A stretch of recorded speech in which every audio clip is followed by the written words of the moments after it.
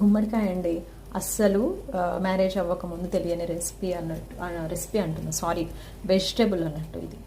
యాక్చువల్గా ఏం వంట చేయాలో కూడా తెలియదు దీంతో, అంటే ఎలా ప్రిపేర్ చేయాలి అని కూడా తెలియదు. బట్ ఈ మధ్య అందరూ అడిగితే గుమ్మడికాయ పులుసు అంటారు, గుమ్మడికాయ నెక్స్ట్ సాంబార్లో వేసాను అంటారు కదా. అలా అని నేను 1 year నుంచి ఇదైతే అంటే చాలా హెల్దీ కూడా అని వినేసి ఇది ప్రిపేర్ చేయడం స్టార్ట్ చేశాను. ప్రిపేర్ చేశాకైతే మార్కెట్లోకి వెళ్ళినప్పుడు కంపల్సరీ గుమ్మడికాయ అయితే తీసుకొస్తున్నాను.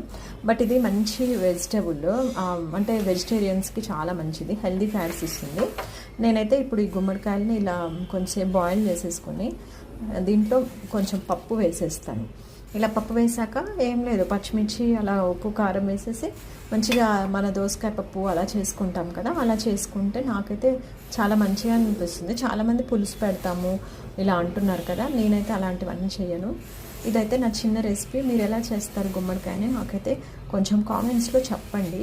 కొంచెం నేర్చుకుని మళ్ళీ ట్రై చేస్తాను. ట్రై చేస్తే హ్యాపీగా టేస్టీ అండ్ మన హెల్దీ గుమ్మడికాయని తినొచ్చు కదా, అది అన్నట్టు నా ఉద్దేశం.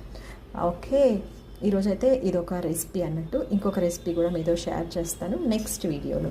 మీరేం చేస్తున్నారు నాకైతే కామెంట్ చేయండి. Bye bye, take care, enjoy your day.